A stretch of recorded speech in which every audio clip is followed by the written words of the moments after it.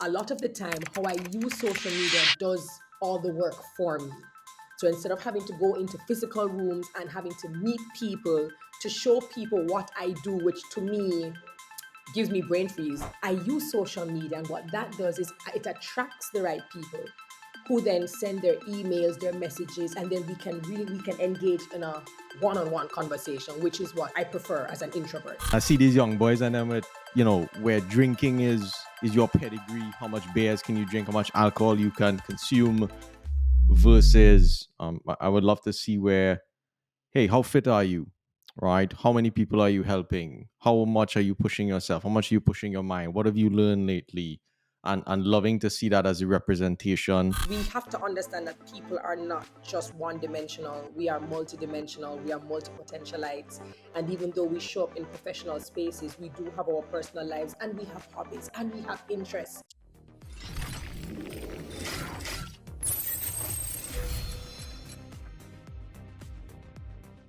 All right, welcome everyone. I'm your host, Mark Moyu. Today we're talking with Dr. Terri-Karelle Reid. She is the human Ethernet, connecting people and dots. Mhm. She has built a brand that is synonymous with world excellence in the world of event and TV hosting, speaking, content curation, online branding, and storytelling. Terri-Karelle is also the author of My Brand Compass, the 13 C's to Building Your Personal Brand. And I think if I did enough proper research, I think you have over 228,000 followers across your different brand platforms. So I'm very excited to speak to you today. Thank you. Thank you for having me. I'm excited. Caribbean tech pioneers. I don't get invited to tech Mhm. pioneer, speaking platforms much. So this is going to be very exciting. Thank you so very much for having me. So I read this short little bio, and I could have read many different accolades about you. Mhm. Instead, tell us who you are. I am rambunctious. I am Mm, bubbly and personable. I am an introvert, too much to many people's surprise. I like to put good out in the world. I like every interaction, whether it is micro or macro with me, to be one that leaves people feeling happier and lighter about their outlook on life. And what you see is what you get. I'm always trying to push the boundaries where my personal goals are concerned. And quite frankly, if there are any adversities or anything or challenges that come my way, I don't ever go into complaining, but more problem solving. So I think that kind of tells you who I am. okay. And if I were to attach some labels from a professional perspective, Mhm. how many different careers do you think you play in? So it blows my mind and it doesn't always occur to me until I hear people speaking about me. And so, media and communications, media practitioner, event host, TV host, author, speaker, mother, advocate, Mhm. philanthropist. Those are pretty much the labels. I fall in those buckets at some point in time or they overlap concurrently.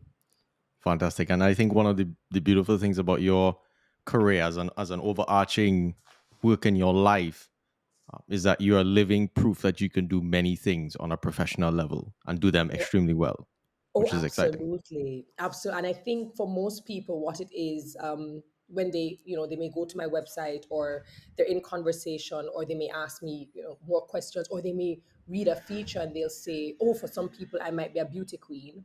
I won Miss Mm. Jamaica World in 2005," but then the story that most people know of me is the fact that I'm actually a doctor, that I studied veterinary medicine in Cuba, came home, and yet I am doing all of these things. And so it is showing you that regardless of what you study or what you choose to pursue, you can self-actualize in different areas and spaces, and it's okay.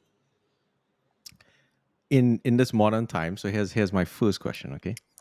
Where do you think your country, specifically Jamaica, you're actually my third guest from Jamaica, so enough respect, and all of y'all are Oh, doctors, so ja. even better, you understand? Yeah. And so where do you think your country, Jamaica, and more specifically the Caribbean region, and maybe we can even extend to smaller regions very similar to the Caribbean. globally. Where do you think it'll be in 10 years, given the pace of technological advancement, especially in AI? Um, I'm going to say that I hope, and because I've been privileged enough to serve as an event host, so I'm in a lot of these rooms where the prime minister is a keynote or ministers are keynotes. What I can say is, I think in 10 years, when people think of Jamaica, it won't only be about roots rock reggae. It won't only be about sea, sun, and sand. And it won't only be about jerk chicken and red striped bear and marijuana. I think Mm, where we're moving in terms of the different sectors that we're building out actively, we've seen a very quick shift in our infrastructure from highways to buildings to sky rises. We've seen our investment coming to the island for things other than what I just mentioned, and I see where they're putting in active investment in technology, the area of science and technology, and how we can now become a part of the global market, not just from logistics hub standpoint, but exporting our talent.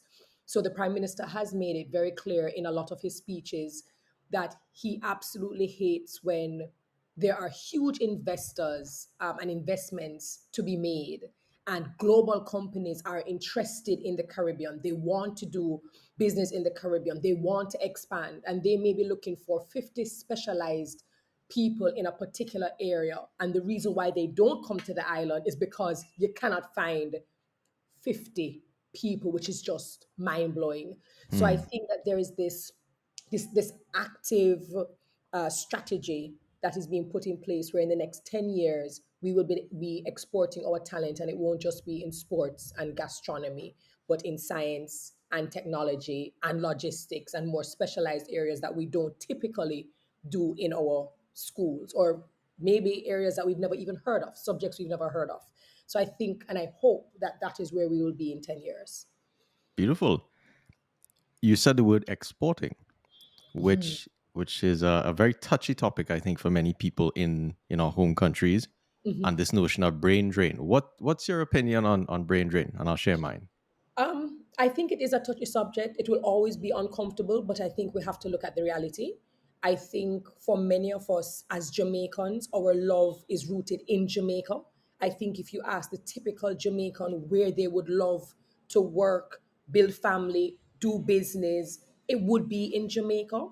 But when opportunities are scarce, when resources are scarce, when many of us might get scholarships to go to other areas and then have the opportunity to start our livelihoods, it's very hard to look at that person and say, shame on you, or Mm, to guilt them into wanting more from a different area that they can't get at home. I think what we're trying to do now, from what I understand and from what I see and from what I hear, is we want to be able to export that specialization, but having people still rooted here. And mm, that's why they're trying to build out the BPO and these different sectors, because they want people to remain here, but to be able to work remotely so they can get the best of both worlds. So I say the day our country, our region works on the areas that overlap, which is social, political, economic, financial, and we find that people can be comfortable here, then we will minimize the brain drain. But as mm. long as there is inequity and inequality, people will always go in search of where opportunities and resources are.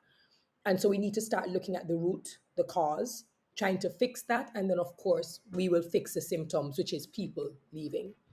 I see. Okay, so I'll share. I'm not going to say it's a counter perspective. It's a Mhm. slightly shifted perspective. I actually think, especially in the field of tech, I think brain drain is the right strategy. From the Oh, perspective of, I'm very fortunate to work at the top machine learning company in the world, like I was sharing with you when we were at that conference. And as I had shared, I think there's only 10 of us who are Caribbean out of 26,000 people who I are remember global in when that you shared that organization. story. Hmm. All right. So 10 out of 26,000 that we've only discovered so far. And I share that because the pace at which I get to learn, the things that I get to learn are Hmm. at the forefront of machine learning. The things I get exposed to are at the forefront of AI across all the things that you see. And I think that is very important because as a representative of my region, I now bring that into the fold, into these Mm, global organizations. So I to some degree see highly skilled brain draining, if we can label it that, as uh-huh, an ambassador program where we go and we are like, to some degree, stealth warriors or Navy SEALs, whatever label you want to put on it. And we go there to represent and to correct. showcase the power of our people, to showcase what our people can do, and to be global brand ambassadors for our regions. And I think the missing component in all a lot of the people I've interviewed, especially from Jamaica, they all want to give back. There Correct. is there is no shortage of, we feel for the people at home, man. It's not like, yeah, I live in here, you sit on my couch, boy, you're real pressure for it down there, you know. Hard luck. You understand? True. But it's actually not like that. They have an extreme deep compassion. Hmm. And because they are even more aware of how wide the gap is, because when you're in high tech, et cetera, like you get to see how far, even if I brought that infrastructure at home, how much time it'll take. And I think from that perspective, I would say working with governments, but more so on an individual level, having these programs, things like this podcast where we can transfer back perspective and say, hey, instead of doing 12 years of school and all this kind of thing, school is a grade, right? School is a mechanism for people to judge whether or not you're competent to complete a task. School has its importance, but also here are the things that you need to look out, and raising the tide for all of us. So that's my current take on brain drain, given the folks that I've been interviewing, who are all actually out of their home countries for the most part. And I think, and I absolutely agree. I think the fear really is leaving and not coming back. And when I say coming Mm, back, not necessarily to set physically. up home physically, but mentorship, Mm, different programs, initiatives, partnerships, collaborations to then say, hey, this is what we've learned. How about we do this? I think that is where the fear really comes from, because I absolutely agree with you in terms of being able to see what is out there, what is implemented light years ahead, the kind of conversations that are taking place, and are we prepared for those conversations? But I think it's the fear that when people leave, it's yeah, deuces. yeah, they're out. Exactly. Or you also have persons who do in fact want to help, and they want to help with infrastructure and tech and these different platforms, but the bureaucracy and the red tape and the politics and the back and forth, and it becomes so hard for you to volunteer. And this is a Mm, fact. You yeah, yeah. have people who want to give money and hospital beds across various sectors, but by the time they get from point A just to point B, they've already lost 5 years. You go, you know what? This is too hard. It's too hard to give back. And I think that is an Mm, area that we need to address. So sure, have them go learn, but then also make it seamless, regulatory, because we do understand, especially with tech and other sectors like finance, you want to regulate. But there has to be some seamless, encouraging space that allows that flow of information and implementation, I think, in a faster period. I would agree. I would definitely agree with that. Okay, so you are an expert in personal branding. I actually watched some of your videos, and the thoughtfulness with which you put into, there was a multi-career video that you had where it was showing you in different outfits, sort of describing, I think how you try to embody yourself and share who you are with the world. And I Yeah. found that very profound from the perspective of, one, it was incredibly creative. Thank uh, you. Two, it was, I think, very truthful in how we may all feel on the inside, but we actually maybe not don't express that out into the world because, hey, I study this, I have to be this, I do this, I have to do that, my family go laugh at me, type of thing. Correct.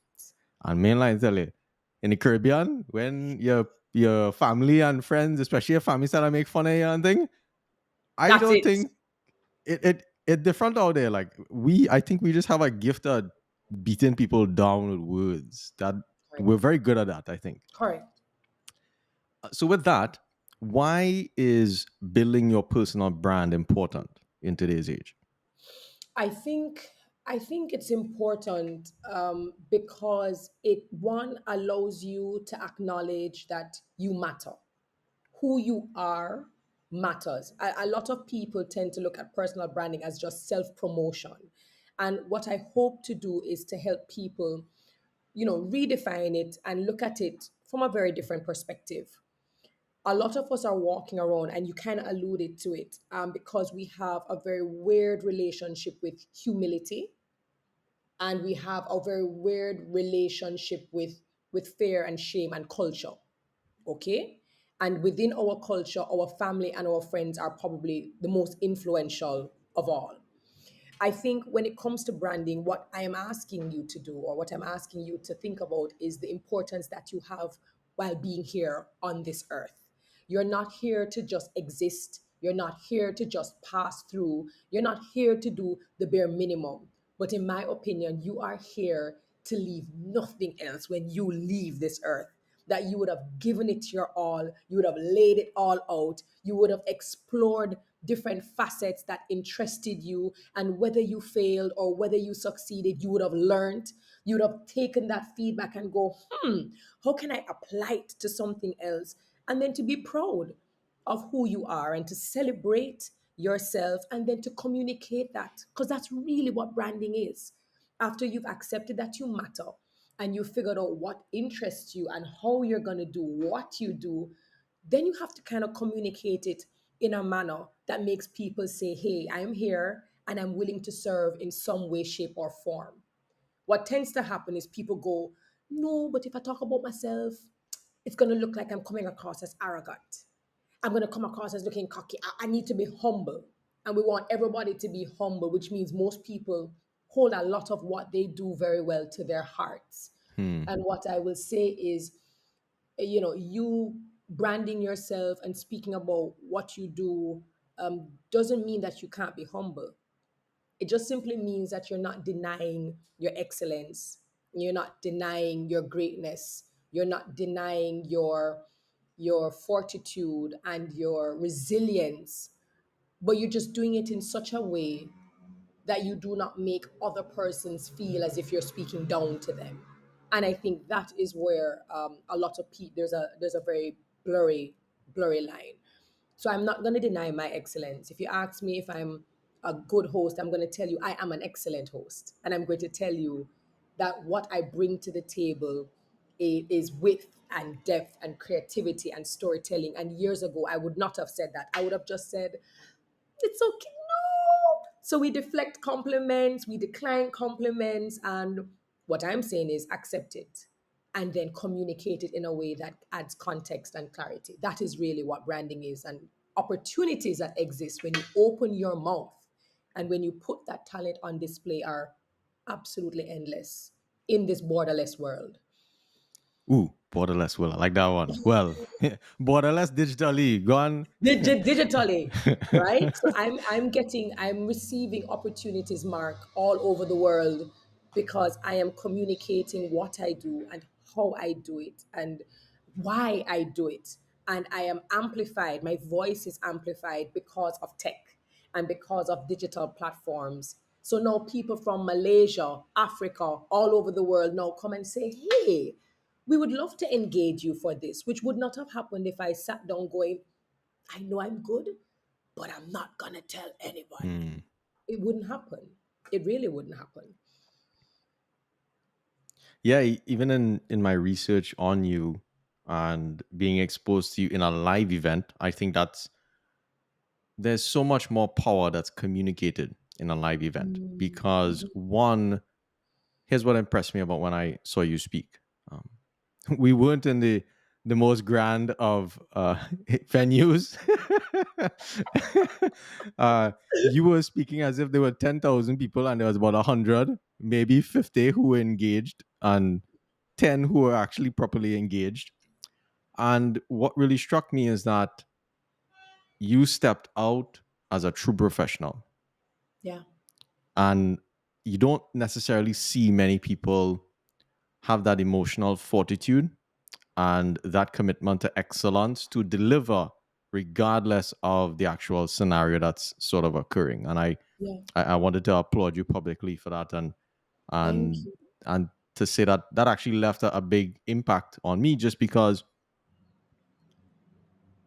I think we devalue ourselves because we're in a smaller place, Mm-hmm. because we may not have the grandeur of these larger countries and institutions, and Mm-hmm. we belittle the value that we can add to the marketplace oftentimes, Mm-hmm. and maybe where we rank ourselves globally. And what I saw there, I was like, nah, this one bad, world class. It's a world class, you understand? No, I appreciate it, and it's interesting because whenever I do, and possibly that's why I love doing what I do. And you spoke about it earlier. When people get to see what we do on big stages, when we actually leave our islands and we perform in a very magnificent way that people walk away going, "Yo, that's an islander, that's Caribbean." I wonder if there are more like that in the Caribbean. Mm, But I think one of the biggest issues that we have is that our excellence is predetermined, based on conditions. Whereas for me, my excellence is unconditional. My excellence does not shift based on how much you pay me. My excellence does not shift based on the role or the title that you give me.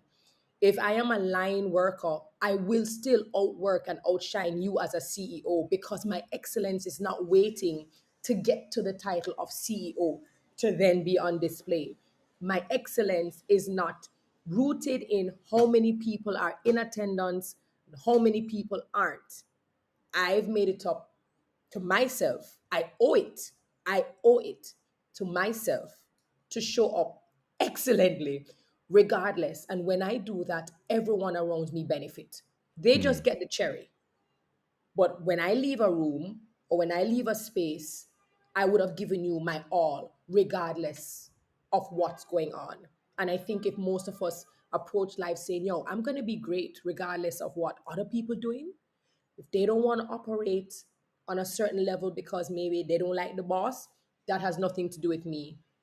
The relationships, interpersonal relationships, also will not affect how I operate and how I function. And I think that's what has been one of the, I guess, superpowers for me. And I guess that's what you saw, regardless of what's going on. Oh, I'm going to come and deliver because I owe it to myself and the integrity of my reputation yes. to deliver. Okay. Okay. Like it's like, oh, Nah, nah. I real think for it. I real think for it. So we talked about personal brand and coming from an authentic perspective as a representation of your life.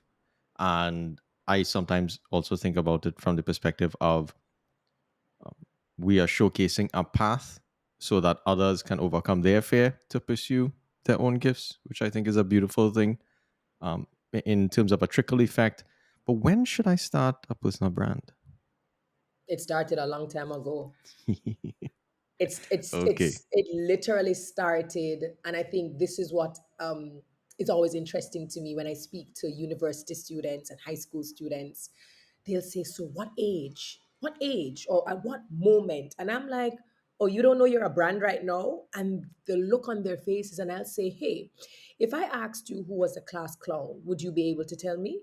And they'd say, "Yeah, we know who the class clown is." And I said, "If I asked you who was the most studious in the group, who's the most reliable? Who's the one with integrity? Who's the one who's always late?" And they'd be like, "Yeah, all of us can pretty much." And I said, "Well, that's your brand." It's literally how people perceive you over a period of time based on how you show up consistently. And a lot of the times we are not conscious of it because we're just kind of moving through with the different phases and stages, and we're not necessarily intentional about how we do that. And so I tell people, you've already started. People have already formed an opinion of you. The Hmm. question is, when are you going to become intentional about how you show up? Are you now going to be careful when you're posting that photo or video? Are you now going to ask yourself, could this send the wrong message? Could this be Okay. sending mixed signals? Is this congruent with what I say and what I do?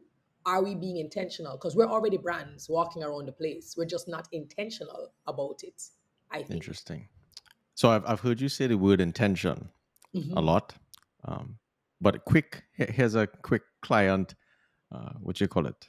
I'm gonna act as your client, and Yeah. you're helping me my personal brand. So Yeah. here's a challenge that I have. I'm very big into fitness, I know. and which means showcasing to some degree the results of fitness is might be showing half naked pictures of yourself. Okay, and I think I've struggled with that for many years Hmm. from the perspective of this is, fitness is such a huge part of my life because I've seen it, save my family members' lives, etc., And etc. So I transform. Hmm. so I take it more from a it is important, especially for parents um, to teach a child to live long. That is in my mind the core responsibility of a parent, and they do that by embodying it in their own life and by putting themselves through uncomfortable situations to keep their body strong, etc., etc. But yeah, I think in terms of my own launching of a fitness brand, and as I charge this path in my professional career, I become maybe more exposed, more public, and then people will see, by oh, Dr. Mark Moy, oh shit, I have nigga picture any man over there. Yeah, so none. I I think I sometimes wonder when maybe authenticity sometimes too much for Hmm. traditional I'll call it the corporate world. Yeah. What's your thoughts on that? I think it's moderation, and I think it's balance, and I think it can be achieved. Going back to what we originally, we said earlier, is that we have to understand that people are not just one dimensional. We are multidimensional. We are multi-potentialites, and even though we show up in professional spaces, we do have our personal lives, and we have hobbies, and we have interests that we pursue, and that could look very different to different people, especially in the corporate area. So for you, in my bio, for example, if I was even starting off with my bio or on social media, I'm not sure if you put in your bio, that you are a data scientist, no? I do, yes. Right. So you probably have data scientists, but then I wouldn't just leave it at that. I would have made sure that there is some reflection of the content that I'm going to post. So Hmm. yeah, data scientist by day, fitness enthusiast by night, or what? But what you are doing is you're controlling the narrative. So the moment people hit the page, they know that you've already declared that you're a data scientist. So we know you're bright, we know you're brilliant, we know you are, as we'd say in Cuba, a super taco. But then you are a fitness enthusiast. So then I expect to see you in Hmm. the gym. I expect to see you working out. What happens is that when we have sterile profiles, or we come across as this one thing, this one professional, one career person, and then all of a sudden somebody scrolls and sees you in a swimsuit. How is this here? It's because maybe if you had added in your bio, I am a chartered accountant, but I'm also a beach babe, everyone would understand, okay, when she gets time to decompress, she's gonna go on the beach. So there's an expectation that you're already putting it out there. So when people come across it now, there is no shock and there is no awe. Secondly, I'll always tell people that the art of storytelling is dead or dying, Hmm. because people either don't believe in writing long captions, or they think, oh, people are not going to read your caption, so they don't bother. And I think what that does is it allows people to interpret what they want to interpret. So if on the web we see a lot of men and women and all they're doing is putting up bodies and showing their bodies, for many of them we know it's thirst trapping, or that's what it may come across as. Mm-hmm. Showing Mm-hmm. off your body because you want to attract people to it. When what you just said is you've seen the power of transformation, it has saved the lives of your family members. How different is it that that becomes a part of your message? That when I show up on this page and I'm showing you my abs or I'm showing you my journey, it's because this is a promise that I am making to myself and to other generations, that your health is really your wealth. At the end of the day, I can't even be a data scientist if I am not healthy. Mm-hmm. And so the question that I ask persons is your communication, that is your content and your captions, also delivering a story that makes people go, wow, I'm inspired by this, rather than going, mm-hmm. and being judgy Janes. I So see. a lot of the narrative we have to control. And then what happens is that people follow our cues and we take that for granted. Hmm. Okay. Yeah, I think one of my missions, my silent missions, is to change the default image, especially if a Indian come from Trinidad, dal belly Indian, and I see these young boys and them with, where drinking is your pedigree, how much beers can you drink, Correct. how much alcohol you can consume, versus I would love to see where, hey, how fit are you? Right? How many people are you helping? How much are you pushing yourself? How much are you pushing your mind? What have you learned lately? And loving to see that as a representation of our people, not only how much we could drink, how much we could lime, how much we could wine. Like our hips are very, loose, but I think there's more to us than the amount of rotations our hip can go through to some degree. Absolutely. Absolutely. And I think you do have a photo, though. You do have a photo of I think it was you in 2009 versus you in 2020, for example. Mm-hmm, mm-hmm. And that is not just a physical transformation. And that's where people always talk about my captions, right? Yes. I always storytell in my captions. Hmm. There's so many lessons and so many takeaways from that one photo that goes beyond just fitness. But we're talking about this mental stamina. We're talking about consistency. We're talking about doing this thing whether you are motivated to do it or not. People feel like you're only going to things when you're motivated. And just even seeing that before and after, or not after, but your current, there's so many stories that you can pull where it no longer becomes, oh, that's just Mark in a gym or whatever, but it becomes, do you know how much I had to do and overcome just to get to this? Mm-hmm. And whether someone is on a fitness journey or not, we can all respect that and we can all relate to that.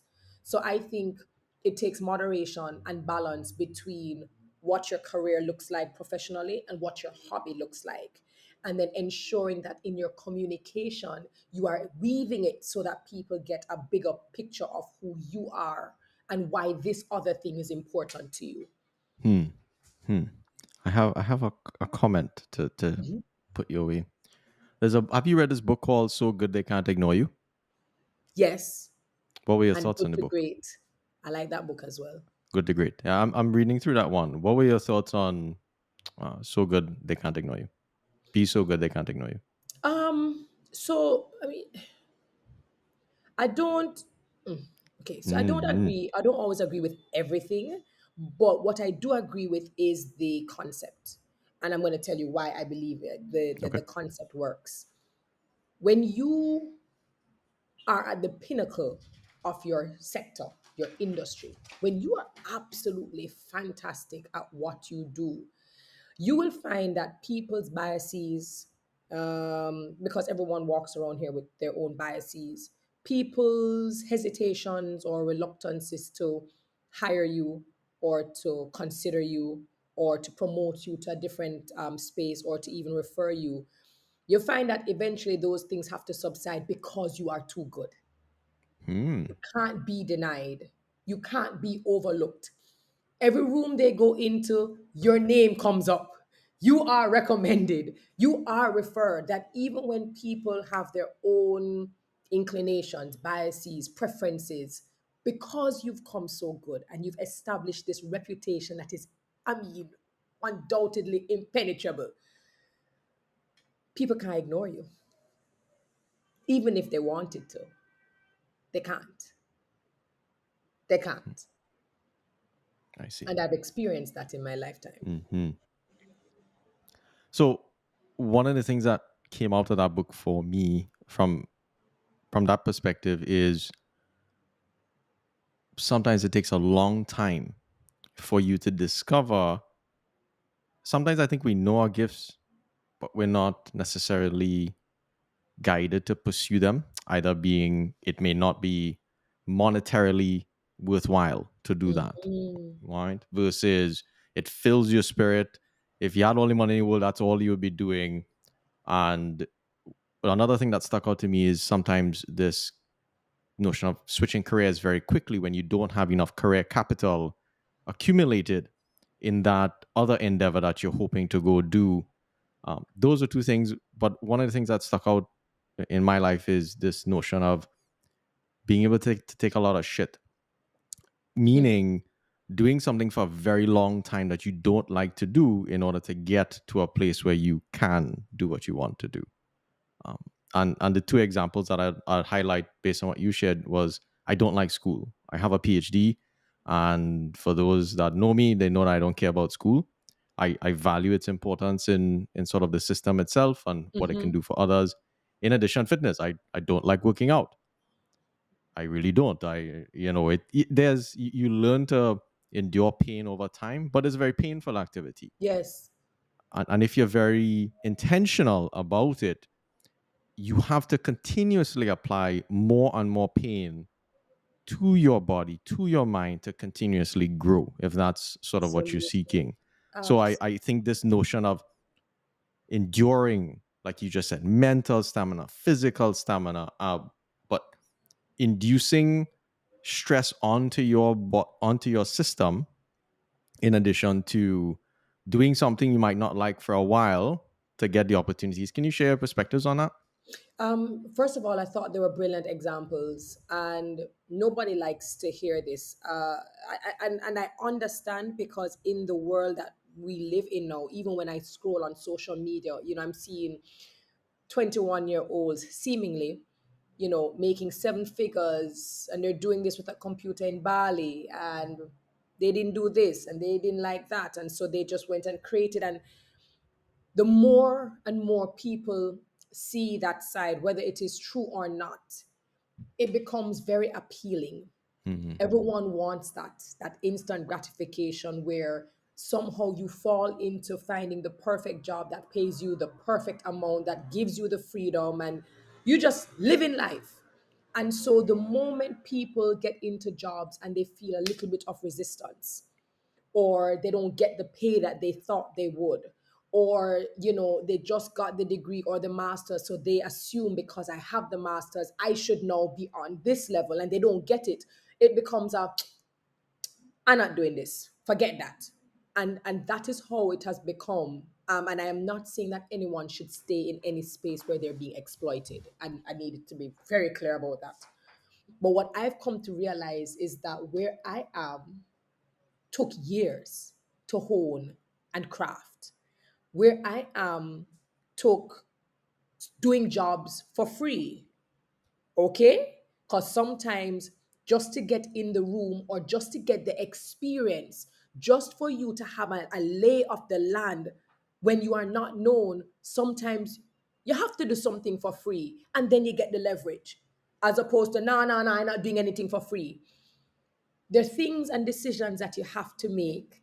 There are times when you are honing your craft in the dark. You are the seed under the ground when nobody no know even exists.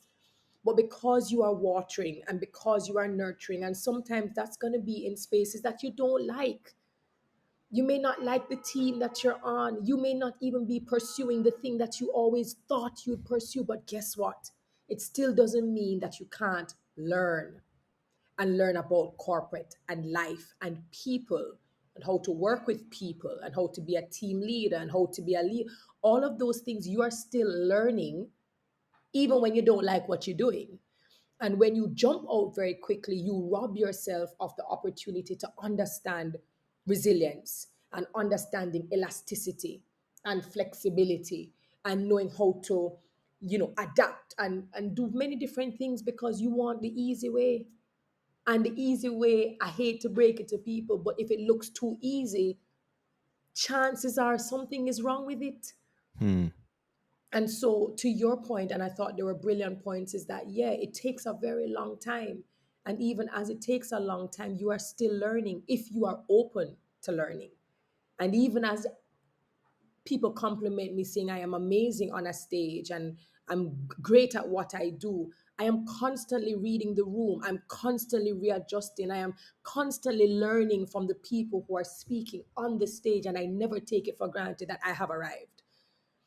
And I think in order to be so great that people can't ignore you is to understand that this is a marathon, it's not a sprint, and that you are to constantly reassess and learn from other people around you. And if you're looking for the fast life, well, you might get it for a short period of time, but it will not be sustainable. And I Hmm. don't know if you will have a legacy where people go, that impact was just solid and amazing. Not if you want instant gratification all the time. I see. I see. You mentioned something earlier on that you're an introvert, Yes. and I would have naturally classified you as an extrovert. Let's say if we're using labels, I know we're more than that, We are. and I would have probably classified myself as an extrovert as well. From the perspective you're around a lot of people, the energy which you bring into a room.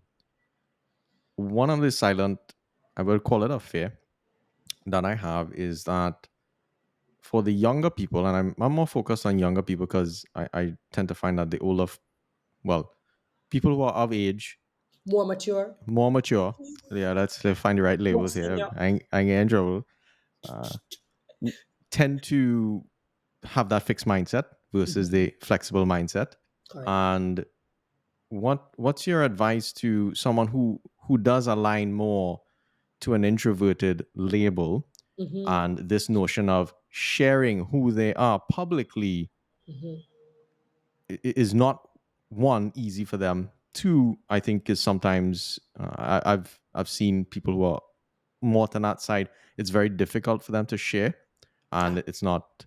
Yeah, what would you say to those folks, especially younger women that's a as well? brilliant question. That's a brilliant question. I'm going to answer it two ways.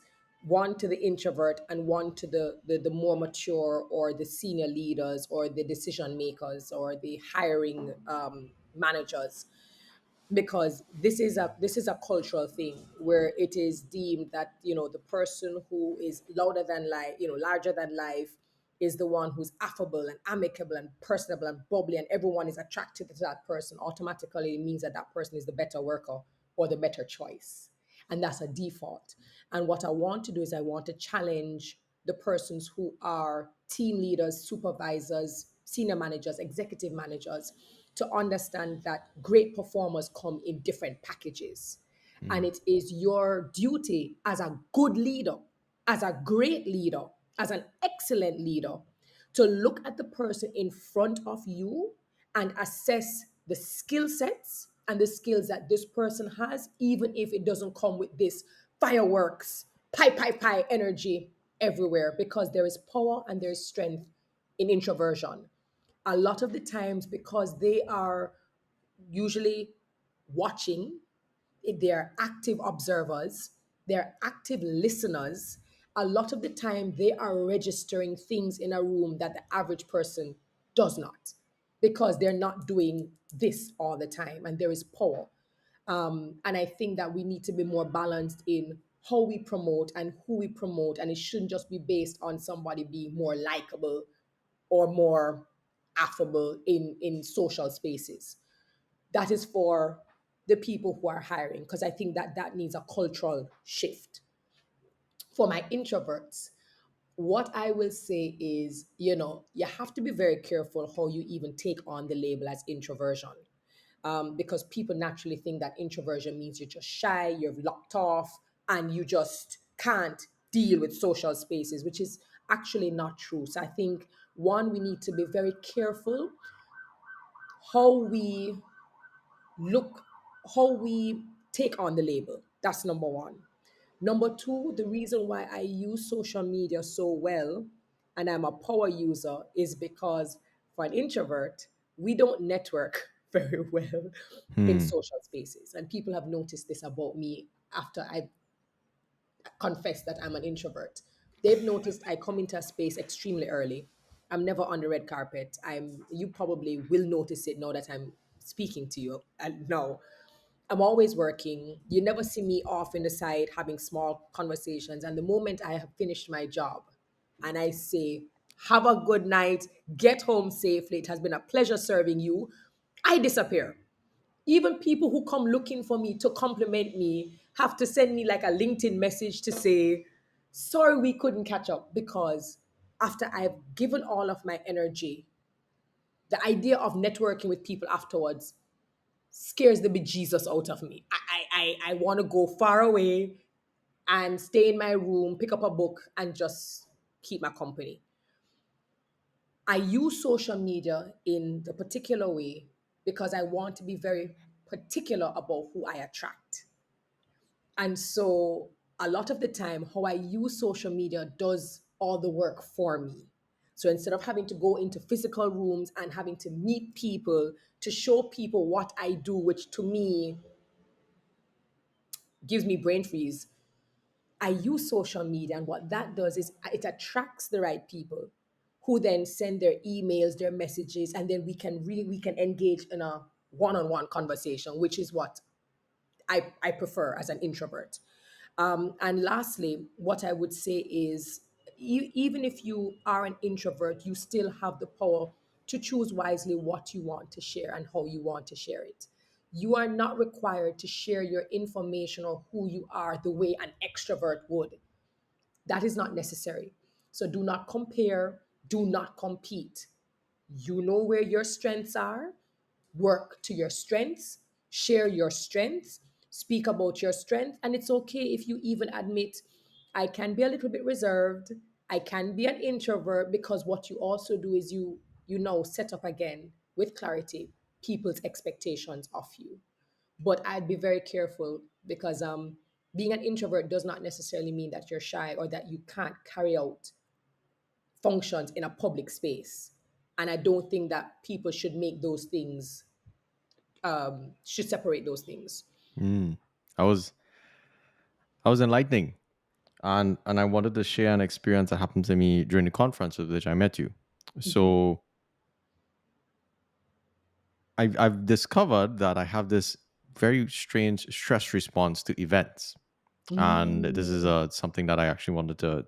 I'll take up with you later in the conversation. But I put on my first conference, and getting closer to the conference, all of a sudden I started to get sick, and my voice started throat started mash up. I taking all kind of steroids, all kind of thing. Boy, my throat ain't wanna budge. I Lozenges. lozenges, lime, I chew in ginger, garlic, all kind of madness. My friend make a soup for me. I go in Atlanta. The man make my Rasta partner make a soup for me. I trying Ital. anything, anything. My throat saying, nah, you ain't talking, you ain't talking. And as they getting closer, my throat started to seize up more and more. Man, the event done by open up. And in the event when I met you, as I was getting closer and closer to my talk, um, my head, I started getting very intense headaches. And when I was done, I was sick. I had to leave immediately. And I've been doing a lot more exploration on in my own personality on energy and conserving your energy and protecting how much of that you give to others. Because I'm very giving and open, but I do also notice now that I receive and I pick up and I hold on, and it actually drags me down. And so discovering, I don't like to say the more introverted, the more silent part of myself, and finding where that power is. Can you talk about how you balance and maintain that energy in events and also keep your voice ready? Listen, listen. First of all, you did a magnificent presentation. I told Alex, who's my executive liaison, and I mean, whenever I'm in the room, I listen to every single speaker, which always surprises a lot of people, regardless of whether I'm hosting an 8 hour day or a 9 hour day. I listen to every single speaker. I walk away with takeaways from every single speaker, and I usually share my takeaways. And everybody's just like, you know, how do you do it? And I think it's because the part of us that are active listeners is extremely important. But what I wanted to say was that I found your presentation amazing, and I told Alex that it was my favorite presentation in Appreciate that. terms of just being precise and concise, and the manner in which you presented the information and even the slides. I thought it was just well done. And if you hadn't told me that, you kind of start to feel like a little way, I would not have known. You looked like you were born to do presentations on Hmm. a stage in front of people. So I just thought I should let you know that. One, the protection of peace and sanity, my joy, and my happiness is paramount. It's one. It's number one. The persons who follow me on social media, they know I protect my peace. And whenever I feel as if I need to disconnect and recharge, I tell people. I don't do the whole, I am on a no. Sometimes I'm unavailable because I need to recharge and I need to refuel, and people respect when I'm honest enough with them. Number two, I am intentional about the spaces that I go into. Hmm. A lot of the times we get invitations for everything and everywhere, and I say no to about 85% of them Wow. because, again, I have to protect my energy. I don't want to be everywhere. I don't want to be everything to everyone either. And so for me, I tend to stay home a lot. Or I like more intimate settings with my people, my core that I know we're always pouring into each other. Because I do find that social settings drain you because so many people want to have conversations, and then when you get home it's just like, oh my gosh, what just happened? And then when it comes to the events that I choose, I'm even more particular about the events that I say I will be a part of. And I think that's because we all should be intentional about our associations and our alignments. And when you become the host, for example, when I become a host, I become the face and the voice of that event. I become the face and voice of my client. And so I need to ensure that this client or this particular objective of this event aligns with my personal my principles and my values. And so when I'm intentional and very particular, what starts to happen is I niche down, which actually puts me in spaces I want to be in, not spaces that I have to be in. And that can Hmm. be very instrumental when you're trying to protect your peace and your joy and your sanity and your energy. And so I get a lot of freedom in choosing the rooms I want to be in. When it comes to protecting my voice, what I typically do, especially this is something you are going to have to do a lot of, I do not plan back to back. So if Okay. I am doing an 4 day conference, for example, which I've done many times, I've done a 4 day conference. I'm going to take days to allow my body to rest. So Hmm. I'm not trying to do all the events back to back to back to back. So I try to balance it out. If I do a full day, that's a lot on my voice. I want a break, and I will probably do an event that's a 2 hour event to not have That long. strain. That exactly. And during the event, you will typically see Alex bring a little cup, and the little cup usually has honey. And when I go back to my hotel room or wherever the accommodations are after a very long day, or I am going to be doing my lozenges, sucking on my fisherman's what's it, fisherman's friend. That's a lozenge that we use here in Jamaica. Hmm. And Buying that.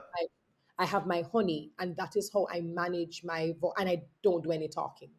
So after I have long days, which is going to be important for you to know as well, is after a very long day of hosting, I go in and I do not communicate with anyone, because if it's a 2 day conference or a 3 day conference, I have to maintain the quality of my voice. And so that is something that you have to manage for very long processes during the day and over a period of time.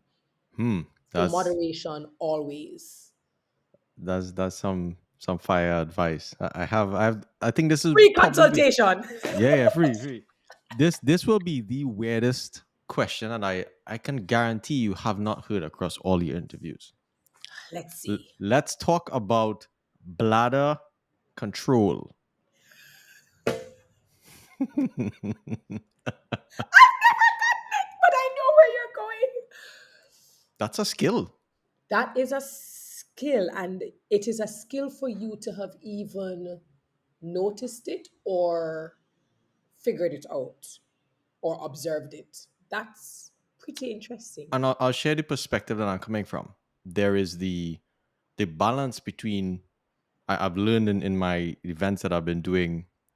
There's a balance between hydration and and release. So how do you find that balance? Because if you're not hydrated and you're talking the entire event, that can have significant effects on you. Like in my 2 day conference, my 3 day conference, the second day, I was about to go on stage and I literally couldn't go.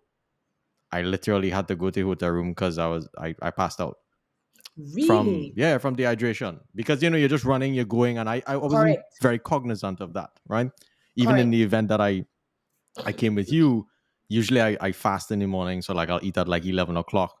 But I learned that, hey, coming into these events, this is like a legit physical activity. So I need to actually fuel my body coming into something like that. Absolutely. Great, great, great question. I've never had to speak. In fact, funny enough, as much as people ask me how I do what I do, and I see even more youngsters wanting to pursue event hosting because of what they see me do, Mm-hmm. funny enough, it's never these questions that I get. I get the public speaking, I get how do I, choose my attire, how do I research, but this is actually quite fascinating what you've asked me. Um, Number one, you made a brilliant point, and it's a point that a lot of people underestimate, including clients. It is a physical job. I can't count how many times I go upstairs and I come downstairs and I'm in heels and I walk across and I'm always paying attention and I'm always on point if anything has to be done, if an announcement has to be made, if there's a change or I feel like there's a change, but my client is not getting my glance. I have to walk over to my client. You are never, well, I can only speak for myself. You are never not moving. And a lot of the times when I go back to my house or I go back to my hotel room, physically, I can feel my legs, my calves, the sides, my back. I can feel the tension from that physical work. So, number one, rest is extremely important, especially when you're leading up to an event that is going to take a lot out of you. Whether you're a pro or not, it is physical and we underestimate it. And so, for me, rest is extremely important. Number two, when it comes to hydration, it is absolutely necessary. I drink and I urinate. Well, sorry guys. I mean, if it's too much, We urinate, but yeah. I do that. I release before I get to my event. And Hmm. I do that because for me, a lot of times, again, I am usually doing very high level events, panelists, moderators, things are being shifted, keynote speakers, all of this. If I leave a room for a second, or this is how I feel, I can lose a lot of information or Mm-hmm. something that could have been critical or pivotal, or something happens on the stage, and when everyone looks for the host, You're not she's not there. around. What Hmm. does that look like? It has never happened to me. So I hydrate and I release before I go into my space. Hmm. Typically, I do not drink for the first hour, to be very honest. Now that Okay. you're asking me to kind of drill down. I will take a drink during the coffee break Mm-hmm. and Mm-hmm. release during a coffee break. Gotcha. If there is a speaker, I also look a lot at my time. So if I know that there's a speaker who has 45 minutes to speak, I will slip out if I have to. Mm-hmm. But generally speaking, I drink maybe 2 to 3 times for a very long conference. What? Yeah. So Wow. most people will probably notice it now that we're having this conversation, is that I'm always in the room. No, I I noticed always, that. I see you by the stage the whole time. I say, but when this woman yeah. going So on be I a will human? Correct. So I will slip out for coffee breaks, and most of the time everyone is dispersed. Or Mm. I will slip out for lunch. But I have to, and it's not always water. Water Okay. passes through you much faster than any other liquid. If Hmm. I drink water, I'm going to have to excuse myself a lot more. Interesting. If you can get juice, Gatorade, um, juices that will still keep you hydrated, but you're not going to be having the urge to release as often. Hmm. That's what it is. So you see me drinking water when I know I'm coming up on a lunch break because I have time. Yes. But in between, I'm having juices because it reduces by far the amount of times I have to go to the bathroom. I'm not. You just made it a science. I think this is the depth of excellence to which you go to, because I don't think many people actually realize the majority of heart attacks actually come from dehydration. Mm, So when you're dehydrated consistently, your blood is thicker. Your heart yes, has to pump harder to push this thick fluid through your body all over. all the time, all the time. And I see that a lot in corporate America. People just sit down in a meeting for hours and they wouldn't drink anything, and not Yeah, necessarily realizing that inherently they're putting a lot of stress on their hearts. for sure. So looking at you as an athlete, I look at you as an athlete because I don't see many other people embody as much of their body into their speaking craft as I Mm, see you do. thank you. And there are many moments where there's a burst of energy and there's a burst of energy. And you consistently do that over a long period of time. Period of That's time. one. Two, another thing I think most people don't pay attention to is the actual caloric expenditure of your consistent mental focus and how much calories that is consuming Absolutely. during the day. So it's I'm personally taking notes because the next event I go in, it's me and Gatorade. I watching for when I go in the bathroom there, because Yeah, yeah. Your timing is everything, and what you. So I prefer water before. Fine. hmm, During, I'm always going to be drinking some kind of juice, and I appreciate I appreciate what you just said. I really do. I think even over the years, I underestimated what I did and what I do until people started saying, how is this physically and mentally possible that we are sitting as attendees and we are relaxed and we get to go out and come in and we are already busted by 1 o'clock.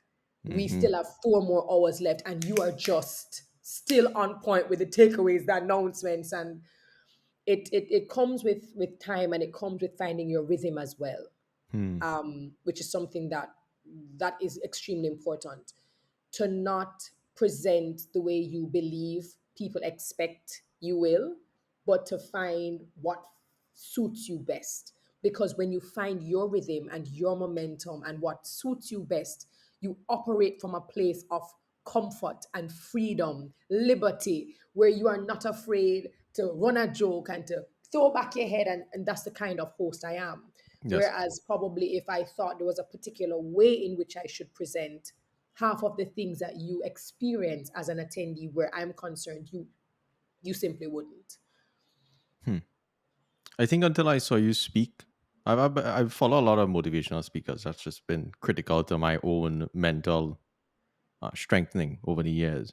But until I saw you speak, and I've seen other top speakers like Tony Robbins, etc., and recognizing the physicality of that particular craft, and in addition, can you talk about the importance? I think when people think about event, oh, you're just an event host, yeah, coming on, yeah, announcing some people, and yeah, you're reading off a little thing, A little keep everybody, housekeeping thing. yeah, you understand. But I've come to appreciate it more as a very, to some degree, almost sacred act, in terms of you are commanding the energy in the room. So can you Yes. talk about what you try to make people feel when you host an event? Beautiful, very, very beautiful question. I think once upon a time, that's what event hosts were. And again, Hmm. I'm speaking about my standard. I'm not saying that my standard is for everyone. But once upon a time, an event host really came in, and you kind of set the ground rules, you set the housekeeping, and you just said, up next is so and so and so. And you kind of keep it very sterile, that's my word. Keep it moving, you get the job done. But I am a feeler. Hmm. I feel people. I experience people, and I live for experiences. And that's why I go back to I'm in the room I want to be in, because I want to feel that and I want to be a part of the experience. And so for me, When I go on the stage or I accept a job, I'm not just accepting it as an event host. I am the experience. And if anybody wants to take up hosting and think that you're going to separate what you do from the experience, then you are probably not in the right space. I am the experience. And I am there to make it everyone's worthwhile. Number two, it is never about me. Even though I am the face and the voice on that stage and I'm commanding everyone's attention and I'm engaging everyone, it is never about me. It is always about the audience. And it is always about whether you are meeting the objectives and are you making the deliverables that you honored to do on Hmm. behalf of your client. So I can do anything I want to do on that stage because I am not afraid of how I look. I know I am meeting my objectives and I know that I'm creating an experience for other people. Number three, and probably one of my biggest differentiators, is I always ask who's in my audience. I don't care if it's one Japanese person in the audience. If I find out from the registration list that there is a Japanese in the audience, I am going to come in and I'm going to say yokoso, konnichiwa, because I understand that language is tied to culture, is tied to pride, is tied to the heart of who people are. And so if I speak and I say yokoso, I am telling that person in that space, you are valued. We see you as a minority in the entire crowd. Mm-hmm. And my clients never expect this. No one ever knows what I'm going to do. They kind of tell me their objectives and they leave me. And so imagine I go to the Caribbean Investment Forum in Trinidad and Tobago, and in that audience, we have Suriname, Holland. We had so many different people there. And I asked, how many nationalities are there? And I greeted every single one of them. Some languages I am more fluent in, some I might have just learned Korean because there's a Korean and it may not sound as smooth, but I'm not afraid to sound stupid in speaking to someone's heart. Hmm. Because Nelson Mandela said it. If you speak to a man in a language he understands, then you speak to his head. But if you speak to a man in the language he speaks, you speak to his heart. And that is something that I find has always made people go, I've been acknowledged. And nothing is better as a part of an experience than making your attendees feel acknowledged on a cultural level. And research.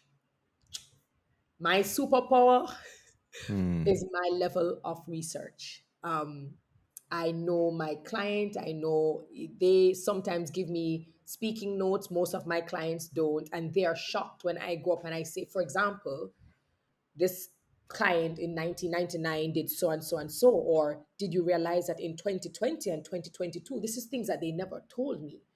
But if I'm going to honor you to be your event host, I also understand that it is my duty to educate and inform and advise and connect all the dots of why we are here. And so those are the things that I incorporate for it to be a part of the event. And finally, brand colors. If you invite me to host your event and your brand colors are red, I am going to come in red. I am going to come in blue. Whatever your brand color is, I am known for finding outfits with the exact colors as just an add on, a value added to show that I acknowledge again the importance of your brand and I've incorporated it in how I present myself. And this is why I have to be particular about the events I choose because when I go in, I go all in. I immerse myself. You're bad, you know. You're bad. You're bad. You're bad. I think as a student of greatness, as a student of people who really master their craft in this conversation so far, I'm picking up so many things in the details that you go to. And even last night about 1 o'clock this morning, there I was like, yeah, I gotta do my questions in the morning. And I doing my research and I watching all the videos. I say, boy, you didn't realize who you're interviewing? What happened to you if you come and you didn't bring, you know what I'm saying? If you didn't do your research, it's real. real thing to Oh, catch. your But so questions. Your so questions far, have been amazing. I'm definitely enjoying the conversation. Thank you, And guys. some of the things that I think are very important for people in the audience, and a hallmark of Caribbean people, I think to some degree, is the energy with which we bring into a room. Hmm. Can you speak about how you manufacture energy? And I use that word very intentionally because to me it seems manufacturing. How do you manufacture energy when you walk into a room? I think from the get go, when I walk into a room or before I even walk into a room, I walk into a room knowing that I belong there. Hmm. And with Hmm. that, there's a power in that.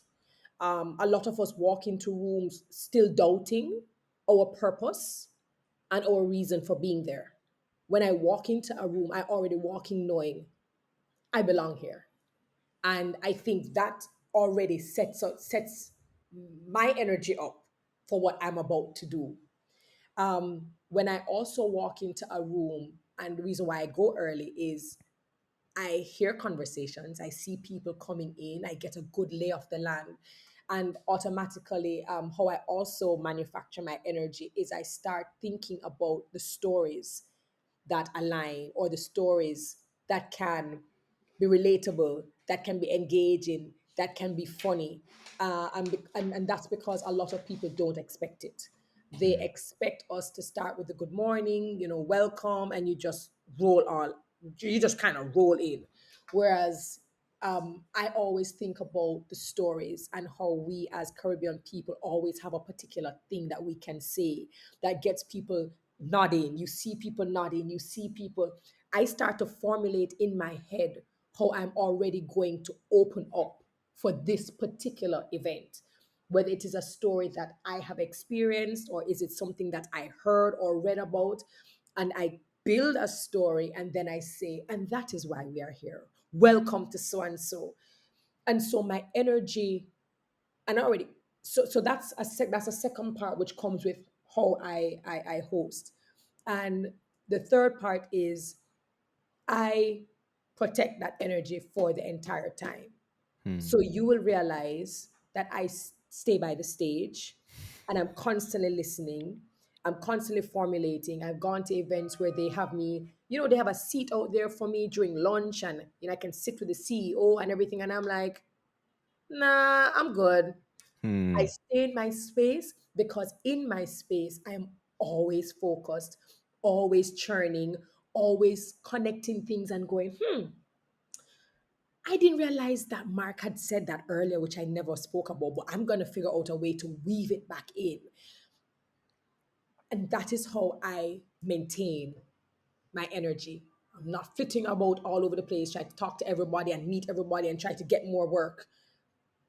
I'm so calm, I'm so focused. And every time I go on the stage, it is a joy for me to Hmm. express and share. And because I look at it as joy in this exchange, and it's not, oh God, it's a duty, you see that energy all the time because I'm excited about what is being said or I'm excited about the prospects. And so what you see is actually sheer joy, unadulterated joy while I'm I on definitely stage. feel that. And I think you made a tech conference feel joy. And I was like, whoa, whoa, cool. We're here. Yeah. All right. This is interesting. And I think people truly underestimate, as I'm in AI, machine learning, all that stuff. And like I was telling you, if I do my job really well, to Yes. some degree, I will replace many people's jobs. Hmm. In addition, I will also open up the avenue for people to discover new parts of themselves by being accelerated by AI. And I think in this age where people are not necessarily talking about replacement, but they know shifts are coming Yes. across many different domains and Yes. jobs, there's a search for like, oh shit, what's the skill set that this thing can replace? And I think you might find a lot more people becoming event hosts. And the reason why I Oh, think yes. this is an underestimated path, and one of the paths that you can take, is that sales. All of these companies that Fortune 100, blah, blah, blah, it's all about sales. Everything that we have in our homes has come from either money that has come from, first it was our parents that supported us, then money that you earn through your company or through some other organization. Correct. And each of those organizations had to sell. Correct.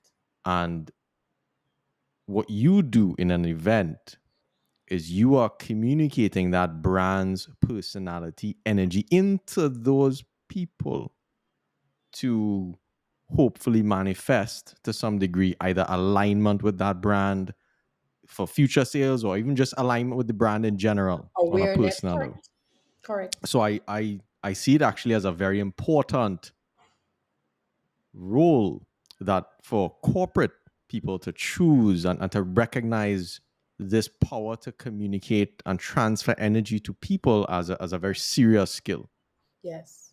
And not to just thinking, oh wow, she's well, she could talk and she move. And it's more than that. It's very, and in this conversation, I've learned the deeper levels of how calculated it is and how It's intentional. very intentional. Very It's intentional. You're having saying intentional more and more. Yeah, man. It's important, and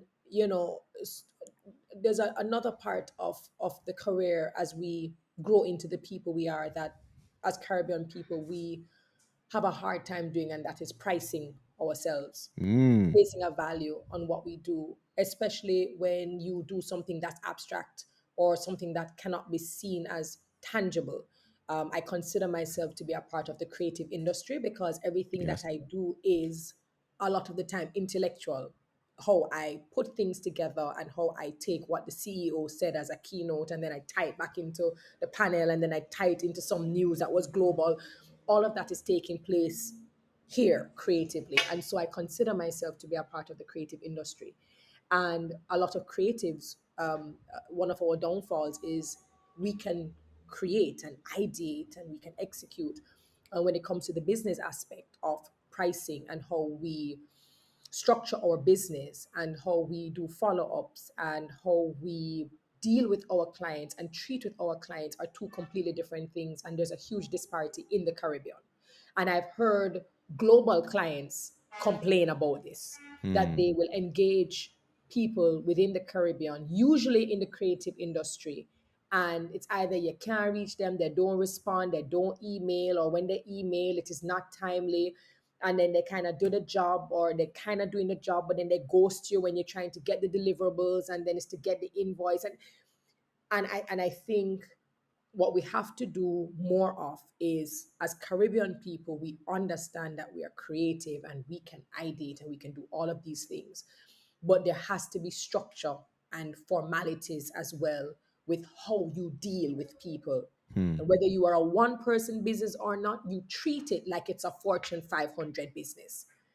Number two, in terms of pricing, I think there has to come a point in time when you no longer fear giving your price. And you cannot fear people saying, well, we can't afford you and can you lower your price? You have to be okay with saying, hopefully, we will meet another day.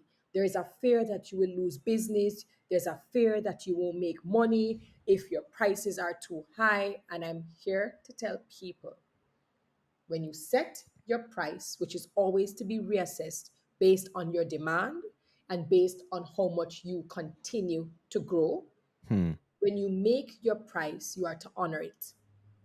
If you're going to give people a big price, make sure that when you deliver, they go, wow. So now I've moved from going back to your original question, like before, about event host, people just think it's a little thing and thing. Before it used to be that. And so people used to kind of give a little thing and thing. Hmm. At some point in time, you may have to redefine how you take on a role, even if you didn't have an example before you. And that means that you now have to come up with a pricing structure. And I'm here to tell you that there are clients who will change their dates. There are clients that will eliminate items that were originally on their budget to accommodate you because you've gotten so good, you cannot be ignored. But if you want to still go and kind of play with your gift and, boy, maybe they're not going to pay me this amount, then they won't. They won't. And so, what I want to see, if there's anything else that comes from this conversation, is that as we continue to hone and improve and reach that pinnacle, our pricing structure must reflect it. Because what we don't want people to feel is that they can get the best for little pittance. We don't Mm-hmm. want that.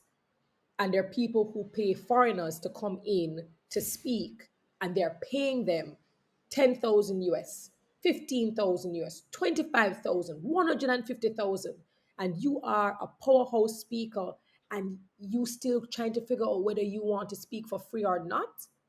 Make your price, stick to your price. Those who can't afford it, they're not your target. The ones who can afford it will honor you, honor Hmm. your value, and you will then attract more people like them.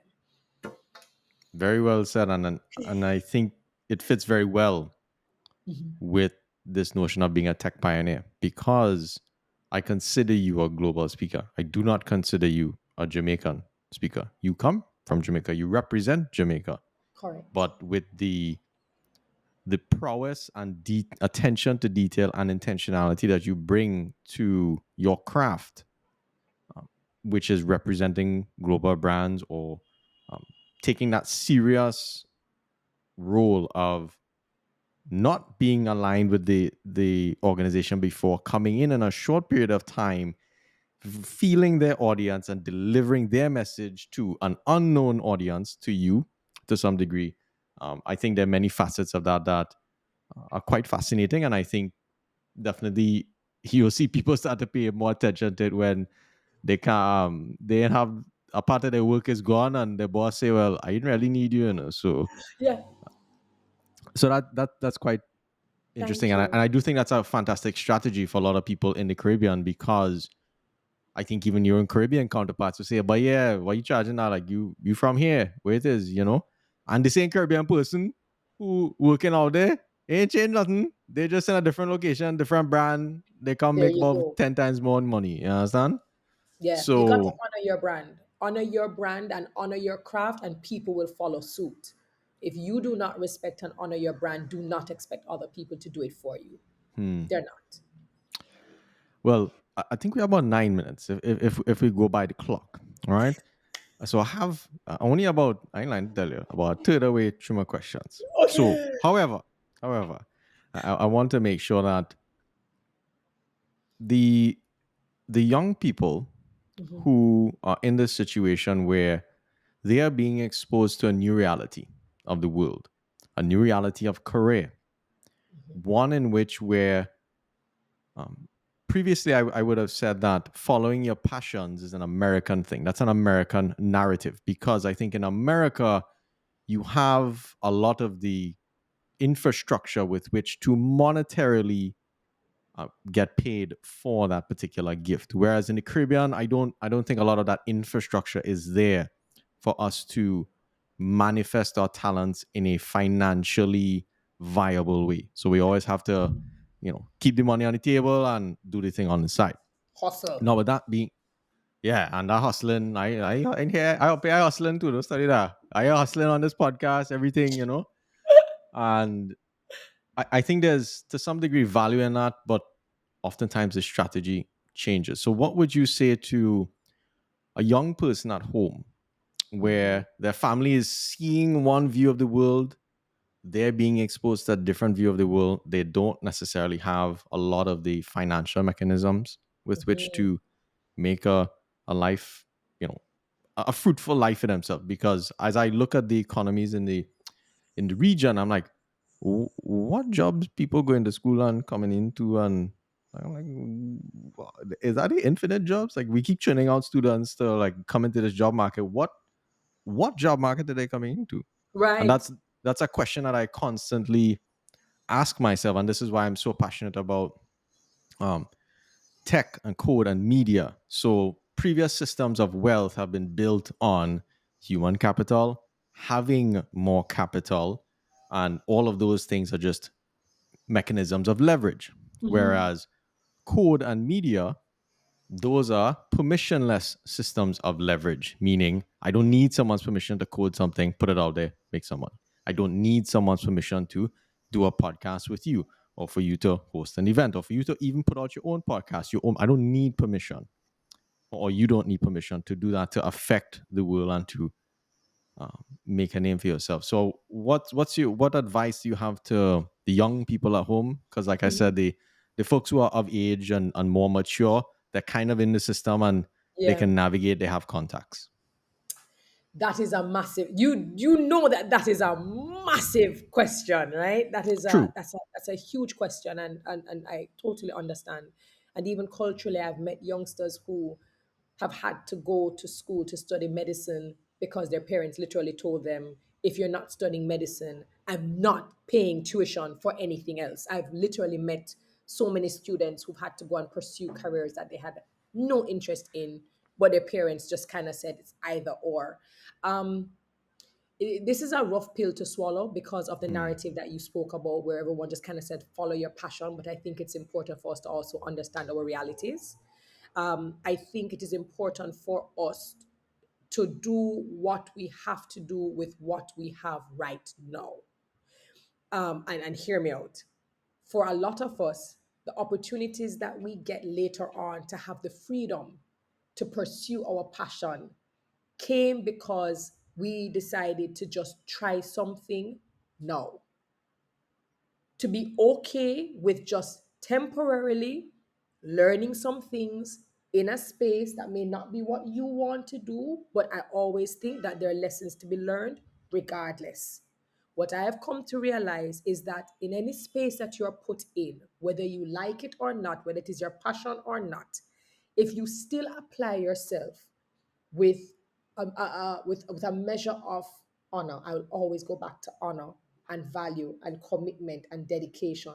What you typically find happening is that the universe conspires for you. What tends to happen is doors and windows and little hole in the ground starts to open up, and you start to get exposed to other people, new spaces that expose you to things that may align to your passion. It may actually help for you to get on that trajectory, or it could actually expose you to something that you didn't know is in fact your passion.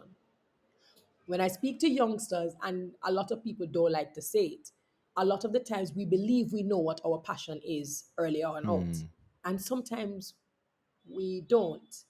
I studied veterinary medicine, and if anybody asked me or told me in 20 years I would be doing what I'm doing now, I would have told them, you're crazy. Had 26 animals, vet med was it. Went to school, got the grade, did everything right. And then I realized, oh, host, media, communication, but I don't know what that is. I don't even like it. What is it? And I've come to realize that that is my passion. I think we kind of have to sometimes ride the wave. I think it is more important for us to be more curious than we are passionate, to be very honest. I think it is, if I could tell youngsters anything, I would tell them be curious, because by being curious, you leave yourself open to be in any space where you can absorb and assimilate and internalize, and then find out if what you thought was your passion is really a passion, or if you should stick to this thing that you thought wasn't your passion that turns out to be your passion. But everything is not going to all happen the way you like it. What I will also say is start to build communities and become part of communities that you can dibble and dabble in to see if what you say you're passionate about is true. We find more youngsters getting their art in galleries because they are part of intentional communities that showcase art, black art, or whatever it is. So you also have to be active. You're not always going to get the support of your family or your friends. So you might be getting your information, insights, and support from communities that already exist and can also be launching pads and stepping boards or stepping stones for you where your passion is concerned. So I'd say you have to do two. You have to move with people who are moving in the space where you're passionate about, because they will leave breadcrumbs that will assist you along the way if that is where you want to stay. On the flip side is you have to be practical, and you have to accept the jobs that you can accept now. Be curious, learn on the job. Those skills will always be transferable, and you will also be able to discover more parts of you and capacity and even new passions. That's my honest answer to one of the most difficult questions I've ever gotten. Now that yeah, like I tell you, you're bad, and It's a you know, hard question. the main challenge I have is that I don't want to say I want to help everybody. I want to see everyone enjoy this great life from a financial perspective. At least having that that Agree. aspect of it taken care of, so they can manifest on themselves in freedom to some degree of how they want to pursue life. And I think a lot of it comes down to what you're sharing is it's situational. You're not necessarily knowing where things will pan out. You are staying intentional. You're staying extremely curious, and you're really not afraid to work for free, which I was very grateful at you to hear in your story. Yeah, So, and it's fair as well. I think it's fair that mm, prevents a lot of people from stepping out even after they've been curious and they know within their hearts they've arrived and they can now take a bet on themselves. It's the fear that keeps them because then they don't know if they step out if they'll be as sustainable or if it'll be as viable as they want. And so fear has a lot to do with it. But if mm, you're already good at applying yourself and you have the right attitude in any space you're put in, then it means that you'll always be able to make money. yes, If you get the attitude and the approach right, then no hmm, matter where they put me, I'm going to always make money. yes, okay. So that gives you the confidence to pursue this Absolutely. fearful activity. Absolutely. Hmm. Okay, so I will, if you can grant me a couple of minutes here, time. I don't know what your schedule is like. You I, could I get have another hour if you wanted, Mark. I They promise you. don't This is say a thing. fantastic. You see other people that come and say thing. And when people take you up on your word, all you gonna say, oh wow, Break I this up think. into part one and part two.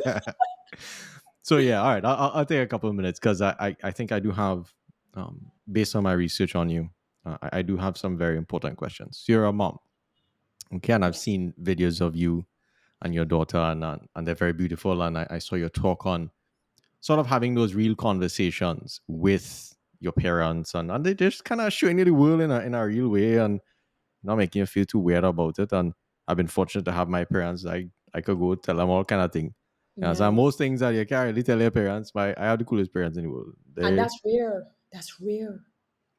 And that has given me a lot of freedom to really build a strong relationship. But here's a I'm 100% sure you've never gotten this question. So in your path, there were many difficulties, there were many unknowns, Hmm. and you have been forging this new path, going through the bush, and you cutting your track to to your final destination. And to some degree, I think as a parent, I'm not a parent, by the way, but I've seen this in my parents where they struggled growing up, so they gave me, a very well paved path, in my opinion. And I think what I've discovered is when the path is paved too well, you get staying comfortable is very easy. How, as a Uncomplacent. parent, Hmm. do you balance that with the how much pain do you expose your child to essentially? What are your thoughts there? Great question. I think there's a quote that says, "Hard times create great people. Great people create good times. Good times create weak people." Mm-hmm. I've never gotten that question, but it's a conversation that I have a lot with my closest friends, because it's something that I'm extremely aware of. It's something that stays on the forefront of my mind. And I've come to realize, and I say it all the time, for those of us who understand struggle and understand rejection and understand humble beginnings in different degrees, we were hungry to be successful. We had to know how to survive regardless. We had to know how to maybe wash our uniforms with a bottle of water because your water get cut off. There are Mm, certain realities that because we had to overcome, we've had a different approach and even mentality to how we deal with life. And what I said to myself was, I made this promise to myself, and I made my promise to my daughter, and I speak very frankly with her. For those of you listening, she just turned 11. I told her one of the worst things you can do is, as a parent, I believe it's a great injustice to create entitled children, Mm, spoiled children, children who believe that the entire world revolves and exists only for them, and that they will always get yeses in this world. I think you do them a great injustice as individuals to grow to be amazing individuals, but you do a great injustice to your community and your nation and the world, because we are the ones who now have to deal with your child as an adult. This child becomes a CEO, a supervisor, a co-worker, a partner, a best friend, and they wreak havoc in the lives of people simply because they've been accustomed to just getting everything they want, how they want it, when they want it. It's something I'm very passionate about. And so, even though my daughter will never know probably what it is like to take the bus in Jamaica, for example, yes. like if you travel and the mode of transport is train and bus, then we'll take it. But she's growing up in a car that I didn't. I grew up taking the bus and having to be squeezed out as a schooler. There's certain struggles that I experience that she will never experience. However, from our conversations, I made it very clear. If you see something that you want, or you will have to earn it. And you will have to earn it not just by getting good grades, because grades are not the only thing that maketh a man. It's also your Mm, attitude. Yeah. And so you can't just be bringing in straight A's, but your attitude stink. Because if your attitude stink, then you're still not succeeding as a human being, in my opinion. mm, So you have to have the right approach when it comes to dealing with people and seeing people, and how you speak to elderly, your family members, all of those things I assess. And then I will say, okay, you are deserving of this because look at what you've done. And when she does things that are endearing, I make sure that I acknowledge it, because I don't also want to be a parent where only when you do something bad, you're nah, nah, nah, nah, nah. But when you do something great, fantastic job. I told her my idea is to make her as great a person as she can be now, so that she will be a great citizen, a great global citizen, not even just a mm. Jamaican, but global citizen. And it's because we had these kinds of conversations, and we post some of them.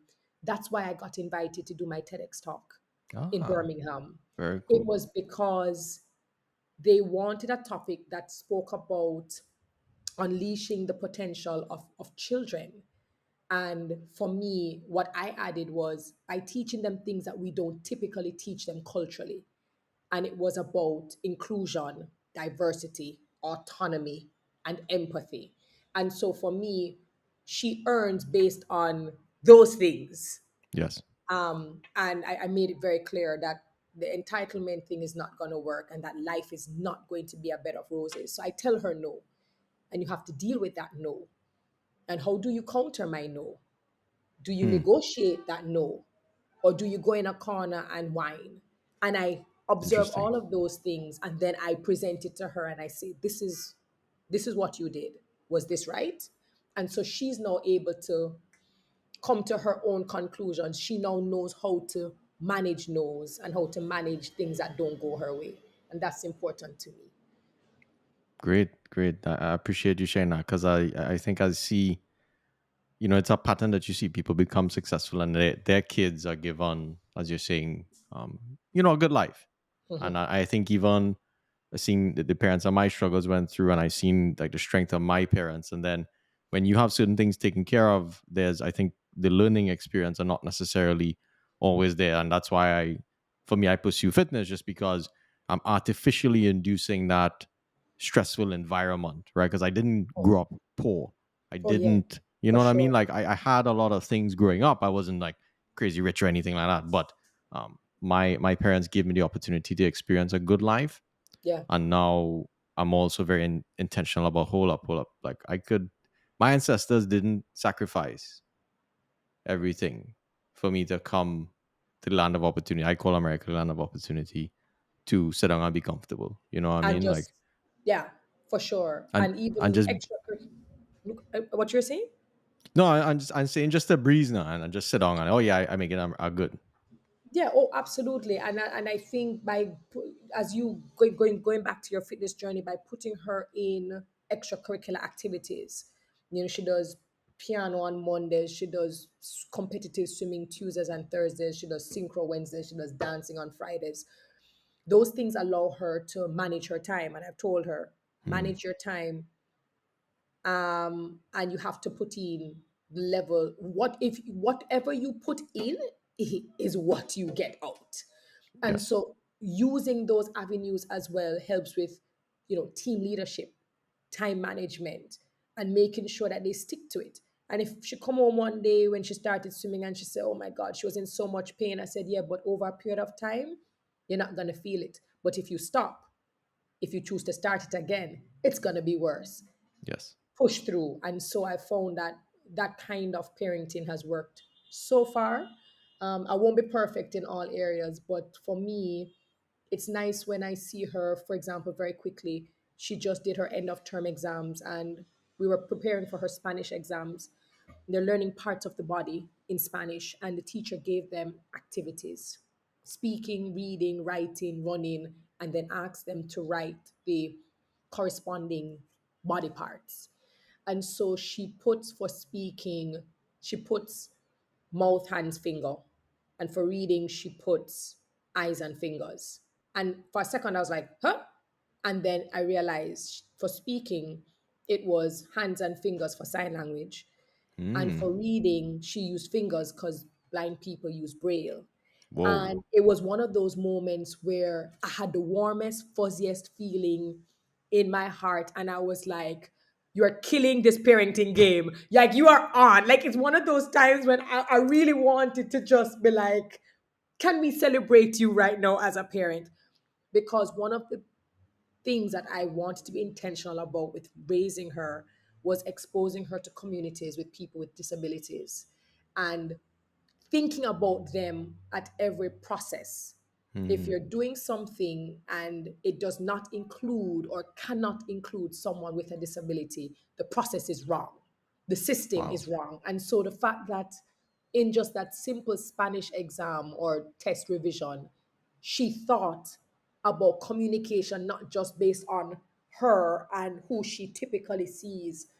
I think that was probably one of the proudest moments of my life as a parent. So I think in anything that we do, we kind of have to be the example. We have to be the standard, and it can't just be do as I say, not as I do. And for them Yes. to really increase their capacity, they have to see us doing the same. Hmm. That was a beautiful story. I have three questions for you. Thank Okay. you. Go right I'll ahead. try to keep them. How do you maintain your health? That's a hard one. In fact, of all the things I've ever done, it was my hardest. Hmm.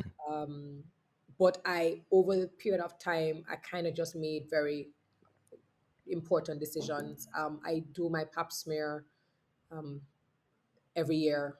Things that I would never have looked at a pap smear. I really didn't care about it. But I realize now, if I plan on trying to do this and have impact for as long as I want, my health comes first. And if my Hmm. health goes, everything else goes.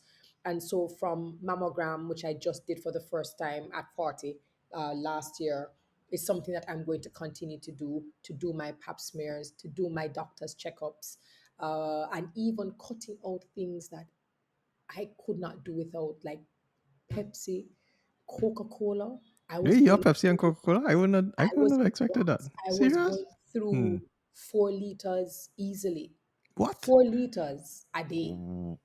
If you A put a who? Hold up, hold up. A who? A day? This is a Wow. let's say confession is good for the soul, right, man? Nah, nah, that's serious, but that's serious. You Nah, drop nah. you Okay. drop a two Wow. liter Coke in front of me, I am gonna take those 5 glasses and I'm gonna be done within half an hour. I was My gosh. drinking Wow. Coke and Hmm. Pepsi like how people are supposed to drink water.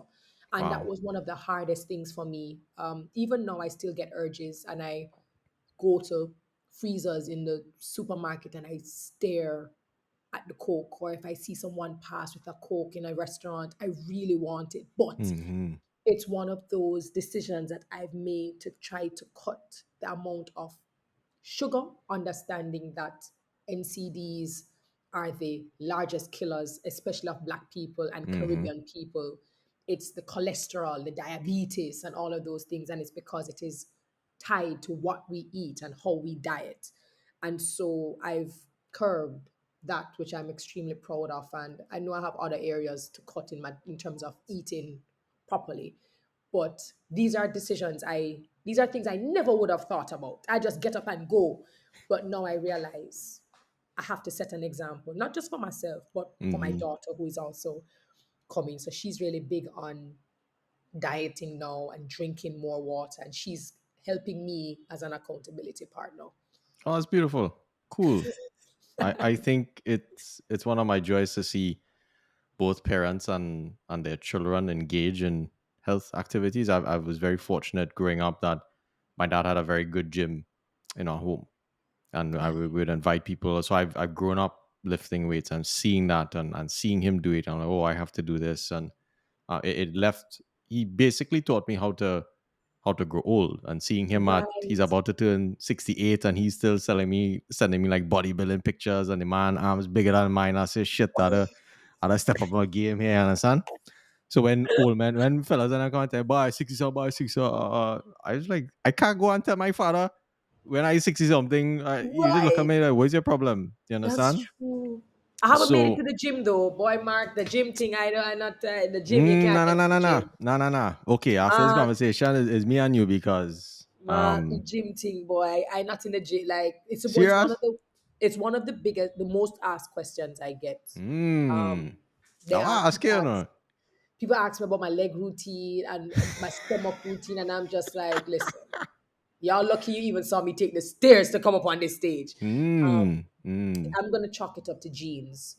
My family is generally, small built Yes. Asian on my father's side, and everyone is generally small. And so I tell people that I think I've won the gene lottery where that is Hmm. concerned. But Okay. the Okay. gym conversation, boy, that's something we're gonna have to have like in WhatsApp. Yeah, yeah, yeah. I'll just share one secret. I think the best investment that you can ever do in your life is home equipment. Okay. So without home equipment, it is almost virtually impossible to maintain your health from a working and be consistent with working out. So you always need at least one little piece of equipment, and especially when it comes to organ health. Organ health is very important, and very similar to you. I had a sugar change recently. So like I have a six pack thing, you're looking lean. And for a period of time I was going through, like I would go to this pie shop and I'd spend 100 US in pies because she was making like fresh pies. 100 US a week. Does it Sweet tell you? tooth. Right? So my sweet tooth, bad, bad, bad. But naturally, I think as you get older, you start to pay attention to blood flow. Okay. Yes. And then one day I was watching my ankle. I had an ankle injury, and I find this thing taking long to heal. But I was watching the veins of my ankle, and I find they were looking kind of old and viral key, the varicose vein kind of thing. Yeah, yeah, yeah, yeah. And I see that ain't looking. And one night I ate a piece of key lime pie, and something just kind of hit me. It said like, "Hey, you're poisoning yourself." And so I took a break, and took a break from the dessert, and the amount of energy that I had, because I always been falling asleep as a child. Like that's why I didn't like school, because I couldn't stay awake. And doing Got blood you. work and stuff, I realized I had iron deficiencies. So I didn't even realize my whole life I probably had an iron deficiency as a child. Because all in school, I would go to school with a pillow, No energy. No no energy. energy, no Mm-hmm. energy. Like I'll fall asleep at any time. Even in my PhD, like everybody knows me for sleeping under my desk. Right?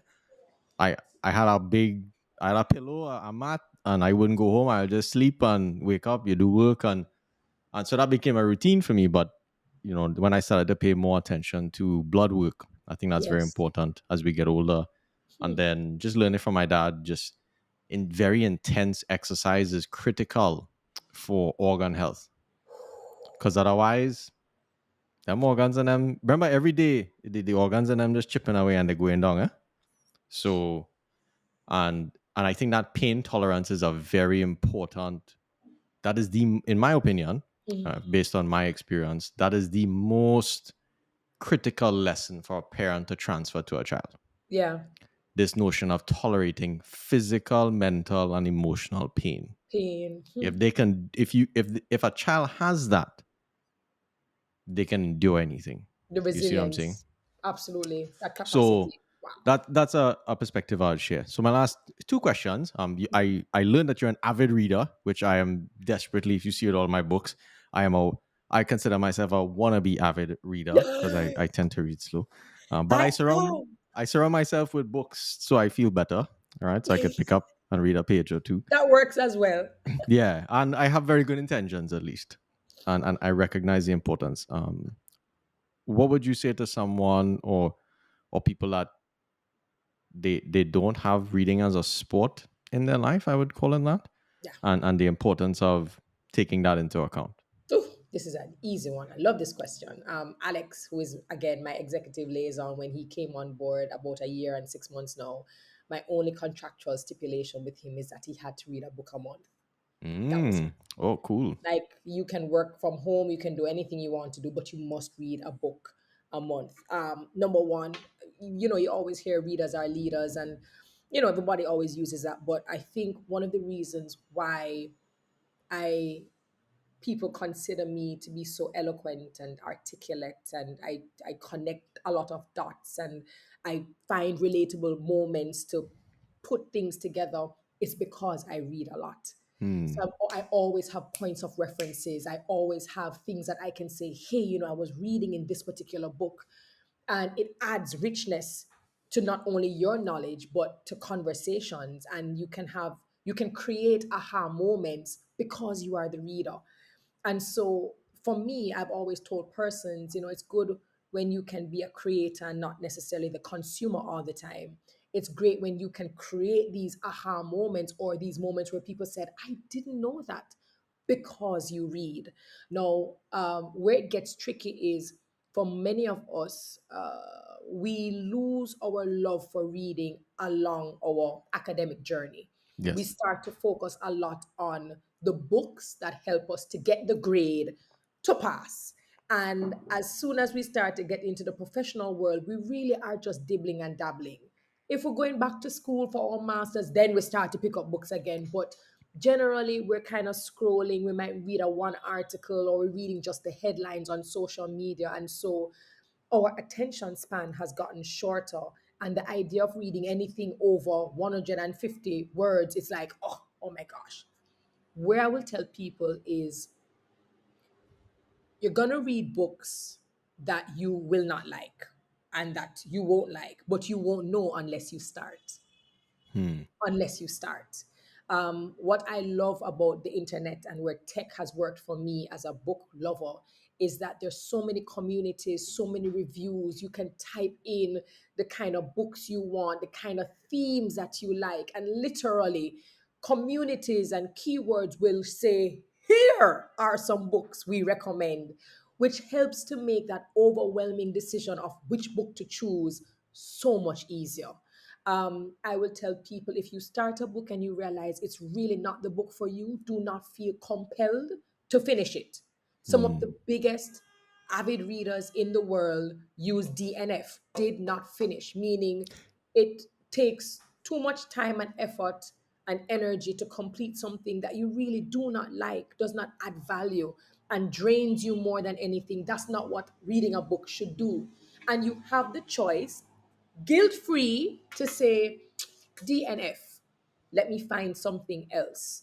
And what I've come to realize, like everything else, going back to your fitness journey, is once you start and you get hooked, or you start on a great book that makes you go, whoa, you want to pick up another one. And what Hmm. I do in particular is I alternate. So if I do a nonfiction like Malcolm Gladwell's Outliers, which is easily my top three books of all time. Okay. Okay.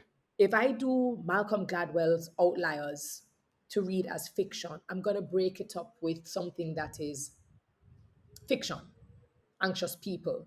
And then I might go to Adam Grant Originals because that's another nonfiction that's going to give you a lot of, wow, I did not know this. And then I break it up with another nonfiction. And so I always want to be taking in information that teaches me, and then information that entertains me, then Hmm. information that educates me, and information that, and so I do that to also break up the the types of books that I read. And No, I'm gonna. I don't ever feel pressured to read books that everybody else has read.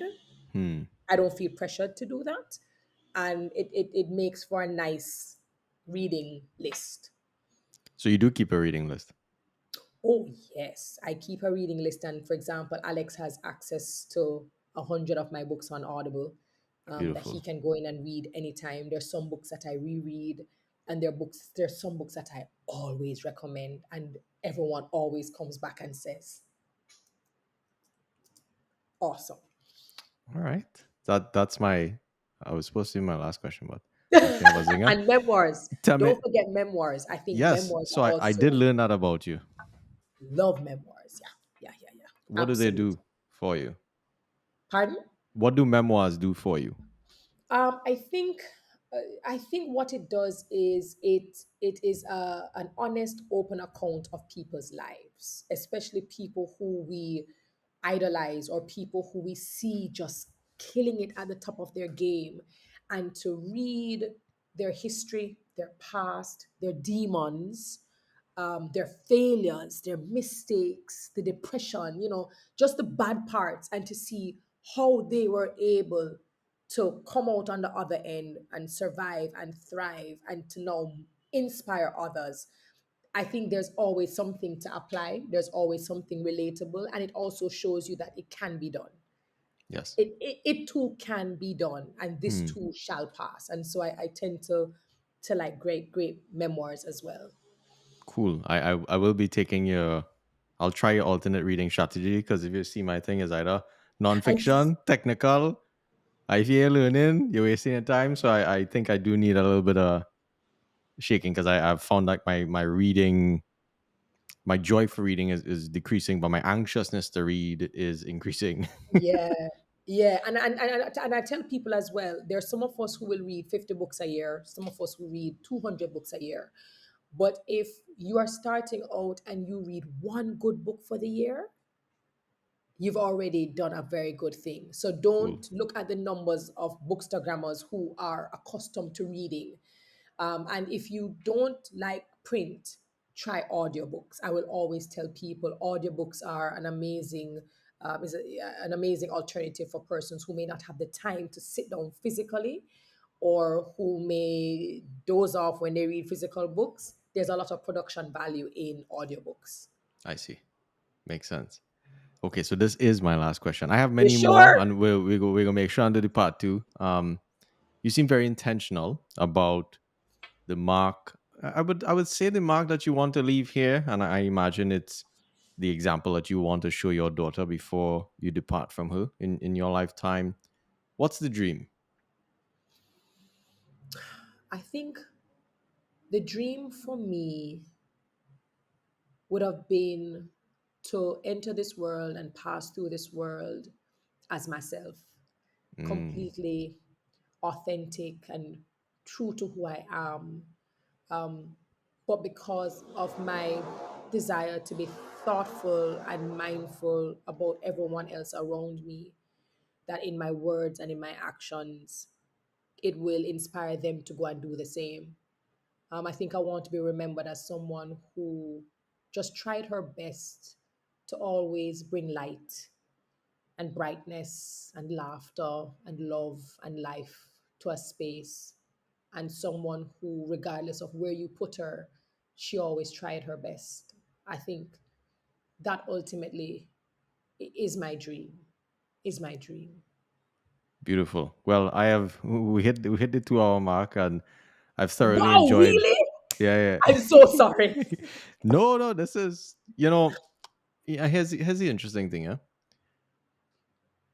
and this is I think very applicable to I think your life and how you've navigated. there is the mechanism of what you should do to progress in how society is telling you to manifest your gift. For instance, everyone should say, hey, don't go more than 20, 30 minutes on a podcast. Nobody will listen. I don't do this podcast so that millions of people listen. I do this podcast for if one person took something and they did something, I would have spent my life in a good way. So I think for me, these longer form conversations, to me, this is history. And I've enjoyed it. I've learned a lot. And I think I Thank have you. many things with which to level up in my own pursuit of my gifts that I'm discovering along the way, because now I'm in a position to maximize those gifts. Before I wasn't. I Yes. had to do what I had to do, and I think I'm enjoying it, and I'm feeling when I saw you and I saw you speak. I'm like, oh, that's what I could become.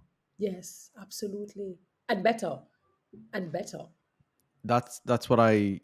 That's why I was grateful to have experienced you speak, and like I Thank said, you. I think many people might not see the lens with which I've seen the importance of your work and the care and specificity and intentionality with which you put into your work. But I come here as a very curious student, and Thank you. grateful to learn always. So I um, appreciate that. I appreciate that. And as much as I don't do interviews a lot.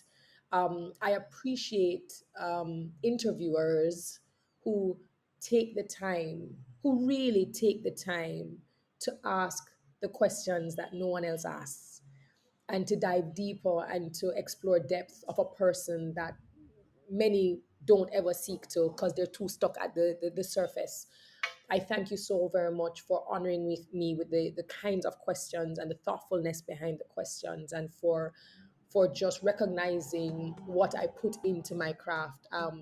Again, it is my sincerest gratitude to you. Thank you. much appreciated. All right, we'll have a part two for everybody. We will see how people feeling. Eh? Absolutely. And Cool, when I cool. see you next, make sure I get my curry, I'm a roti, I'm a Nah. olori, I'm a doubles. You just make sure you ready in the gym to eat all the food. Don't come and tell me you want to Oh, gain my weight and them kind of thing. food. You understand? Food. Cool. All right. Well, it was a blessing, and yeah, we'll catch up in a bit.